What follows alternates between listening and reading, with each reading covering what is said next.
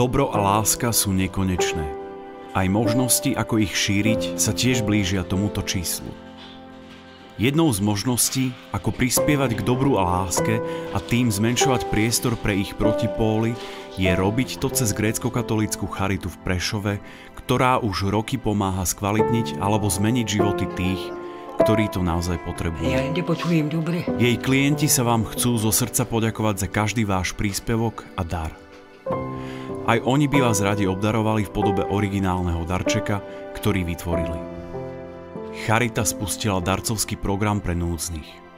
Prosím, pomôžte jej pomáhať, pretože najväčším darom, aký môžeme dostať, je ľudská blízkosť, spokojnosť a úsmev obdarovaných.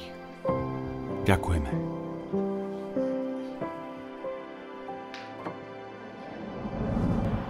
Ahojte, moje meno je Martin Husovský a ja som v darcovskom programe grécko-katolíckej Charity Prešov.